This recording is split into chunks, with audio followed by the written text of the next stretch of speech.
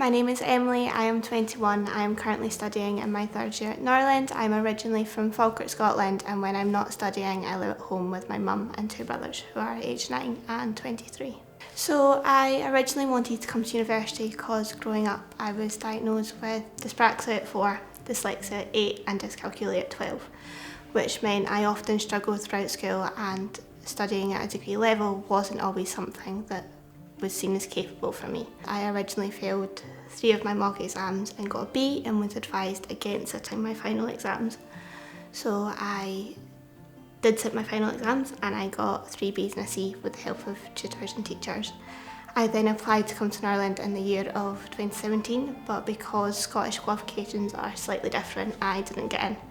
I need 2 advanced higher and a higher, so I went to college and done my HNC, which is the equivalent to level 3 here in childhood studies, and I then applied to get into Norland again a year later. I had my interview in March and received my conditional offer a week after that. I started volunteering for a local charity supporting children with disabilities and additional support needs when I was 16. I was then promoted to the role of sessional support worker a year later and continued to work there for a year, working with children on a one-to-one basis more frequently while I done my HNC in childhood studies. I then, before I came to Norland, worked in a summer camp, an underprivileged summer camp in America, working with girls from 8 to 12. I loved it so much I worked overtime in my first year so I could go back, and then I was supposed to be returning last summer in a supervisor role, so as a village leader. I knew I wanted to go to university, but because I didn't feel like primary teaching was for me, I didn't quite know the avenue I wanted to go down, and Norland opens the door to wherever you want to work in childcare.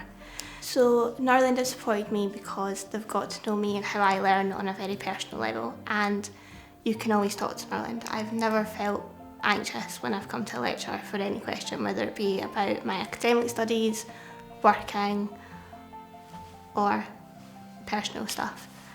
And this really was proven to me during lockdown when I had lecturers reach out to me when I didn't feel like myself and when I didn't see myself, and the fact that they could tell that just shows how special Norland is and how much people get to know you. So the financial aspect in terms of Norland was a massive personal hurdle in terms of how I was going to study here. I still remember exactly where I was when I got my offer and was awarded that bursary.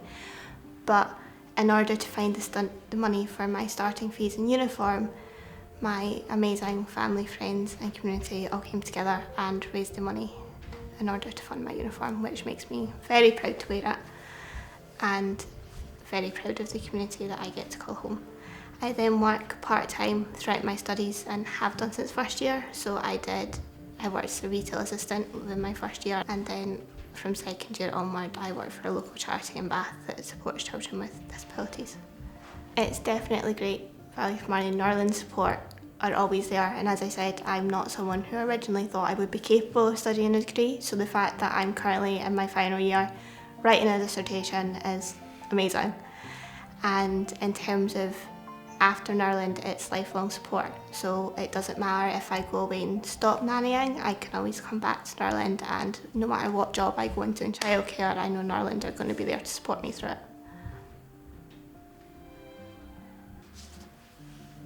This is my photo. This is my mum and my 2 brothers and me on the night of my fundraiser that my family, friends and community helped me to get into Norland, and I brought it with me today because it's something that is actually my screensaver on my phone, and it's whenever I think about Norland and how I've got here, they're who helped me get here. For anyone who's worried about the financial aspect, I would just say continue to be yourself, and even though juggling, working part-time and doing a degree with 3 learning difficulties has been hard, it has been possible, and it's been possible because of the support from Norland and how much they've gotten to know me, and there's always a way to do it. So just take your time, be you, be proud of who you are, because if you're at Norland everybody wants you to be here, and if you come to Norland with a passion and show Norland that you want to be here, they'll work with you to make that happen. So it's really special. You know everyone in your year and everybody knows you. I'm currently known as Scottish Emily and I've lived with 2 other Norland students since first year, and I have a very close relationship with them, and I do know the friends that I've made here are going to stay my friends for a very long time. I don't think anyone can quite get into words exactly what Norland means to you, because it's such an amazing thing to be a part of, and I'm in my final year and sometimes it still blows me away that I'm a part of it, but it's something that I'm very proud of, and it's something that I'm going to continue to be proud of for a very long time.